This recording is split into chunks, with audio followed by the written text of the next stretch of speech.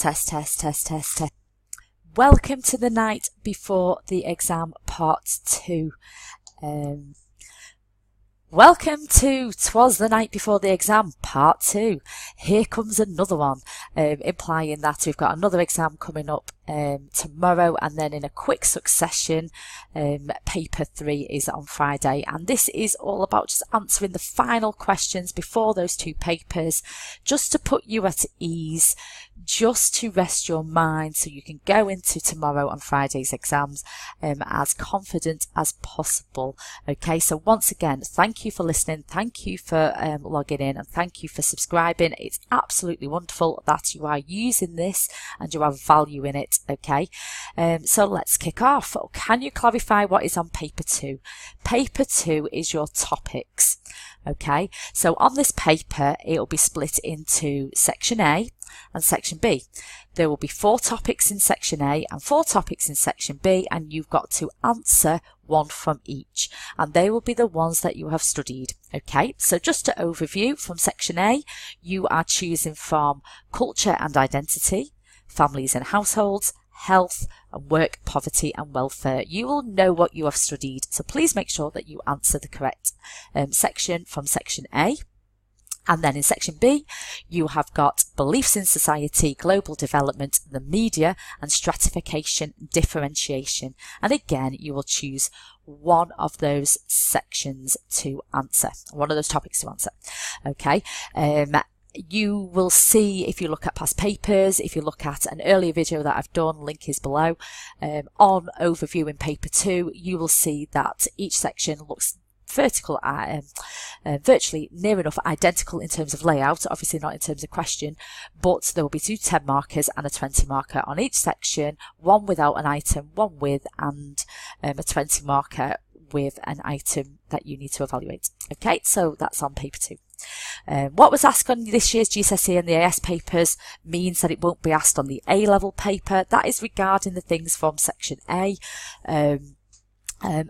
They are 2 totally different qualifications, so topics might be repeated, they might not. I would see them as solely totally separate and don't use them as any guide to what might appear on the next paper. On the outline and explain, what am I supposed to do briefly? Okay, so there is 2 outline and explains that you're going to answer, one from section A and one from section B. And basically, the basic premise of outline and explain is that they are giving you 2 links to 2 different topics, and you have got to show how they link together, basically. And that's basically what you've got to do. You get the marks for application. So what I would get students to do is identify what is the first part of the question. So in the case of family, on last year's paper, it was gender roles. I would get them to write about what is gender roles, how has gender roles changed in regarding women, expressive role, joint conjugal roles, or whatever. And then the second part of the question was, how has that impacted the experience of childhood? And it could be more child-centred, you've got more disposable income, both partners are working because of that. So basically, it's got 2 topics and you've got to show the links, how they relate to each other. Briefly, that is what you have got to do. Okay, so please make sure that you show knowledge of both hooks in the question, link them both together, and remember, you can analyse. Is there any evaluation marks for this 10 marker? No, there is no evaluation marks. The examiner will ignore that. They're looking for analysis. Now, I know there's quite a few people that are using the cages. So is it true of all classes, age, gender, ethnicity, sexuality? Can you apply some further or deeper analysis? That seems to be quite sufficient on a 10 marker. Is there a list of all the topics and how they go together? There isn't. This is a new question on the exam paper, and it is designed to see how students respond to linking topics together. Now, there are some topics more than others that do fit quite nicely together. So, for example, I'll use in the case of the family paper, things like legal changes, that overlaps with quite a lot of topics, like it's impacted gender roles, it's impacted birth rates, it's impacted childhood, because there's policies that have dotted about throughout every topic. So you could work out which topics do typically go together and use that as a start, but it might be something that you've not studied before, and this question is there to designed to challenge you and see if you can make links between two topics. Okay, so just be well prepared for that. On the 10 mark with the item, can you use the item anywhere in your answer? Yes, of course you are, as long as you are quoting the hooks. Make sure that you use the word item in brackets. That is really useful to use, because then it signposts to the examiner that you have used the item, and then make sure that you say, well, what does that mean by the item? Apply your knowledge and then apply it to the link in the question as well. Do I need to explicitly quote the item? I would suggest that you should, just to be on the safe side. Okay, just to make it really easy for the examiner to indicate that you have used the item. Should I include an essay plan for these questions? Yes, I think that you should. It will organise your thoughts. It will allow you to think logically. You'll see your plan on paper. I would put it on the answer booklet as well. So if you miss anything out, it means that, you know, it's still on the paper. You've still wrote it down somewhere. Anything that you don't have a chance to write about in your answer, it's still on the paper. So I would make sure that you do have a plan there. It'll just be, means that you can tick things off as you go through as well, and it makes your answer a little bit more organised. Can I abbreviate my answers? If you write it out in full first time, I don't see why not. Students haven't been penalised in the past to my knowledge for abbreviating, but I would make sure that you write it in full first. Okay. If I cannot think of an evaluation point, what should I do?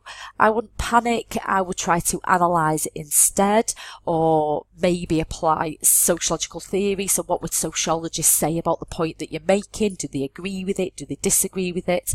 So you are digging a little bit more deeper and you're showing skills of application as well. That's what I would do instead. Do I have to remember every sociologist's name?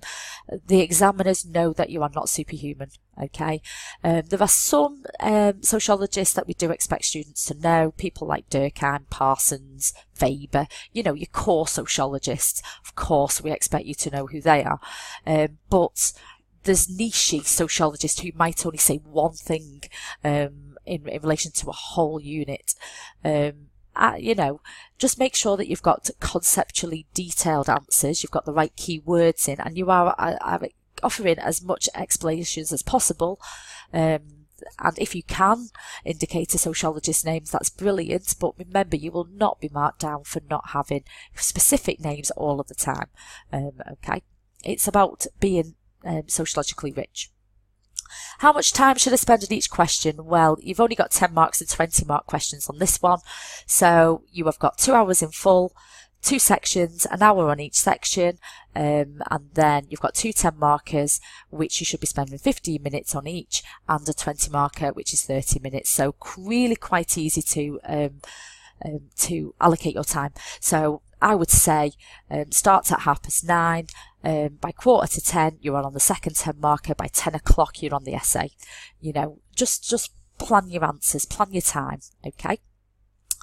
Okay, so now we're on to paper 3. On paper 3, can I bullet point my answers for the 4 and 6 mark question?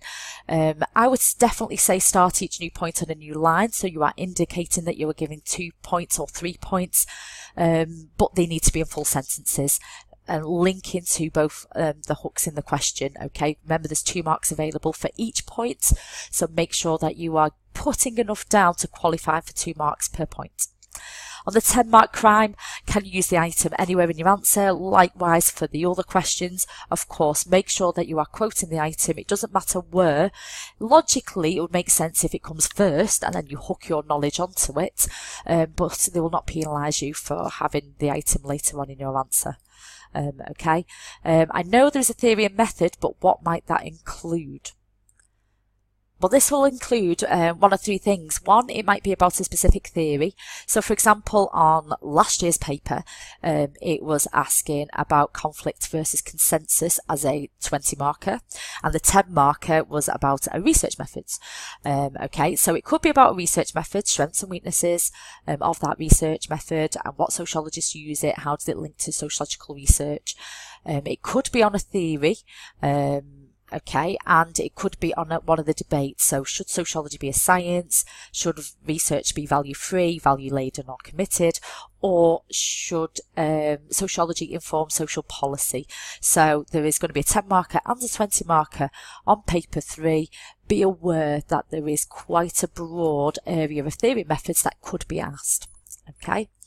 Last question, they asked a theory question on paper 1. I cannot indicate what that was unless you sat it. I'm not allowed to talk about it.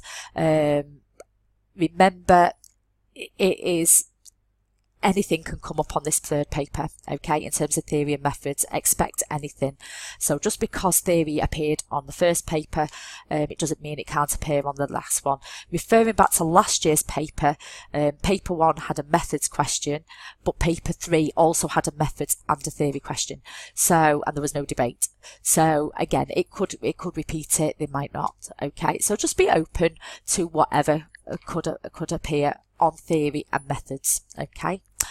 So just to finish off, the final 24 hours, you might want to do a big burst of study tonight. Other people's might want to relax and clear their head. Works best, you know, see what's best for you. Follow that practice, but make sure you get a good night's sleep. It is a morning exam. So just making sure that you are fully relaxed, your head's clear, so you know, and big deep breaths. Make sure you eat breakfast in the morning, please guys, and make sure that throughout the exam period, just make sure that you're exercising, you know, because I'm a firm believer of a healthy body, healthy mind. I work better when I've done plenty of exercise and I've got some fresh air and I've eaten well as well.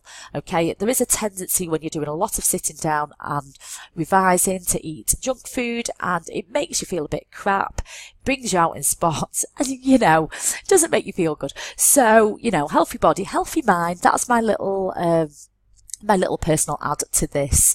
Don't get yourself flustered. Make sure you're leaving for the exam in plenty of time. I'm playing mum a little bit here now, guys.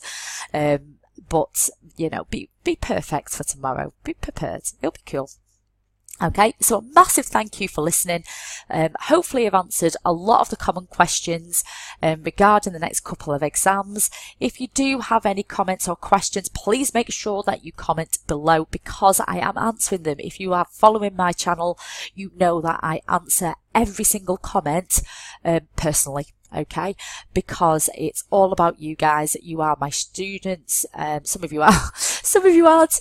But even if you're not my students, I do want to help you as best I can. Okay, so massive thank you. Please make sure that you are subscribing. You know, recommend this to anybody else that are studying, especially year 1 students, because they're going to be in exactly the same boat in 12 months' time. So please make sure that you are following. And thank you so much. A massive good luck in the final 2 exams, guys. Have a great evening and good luck.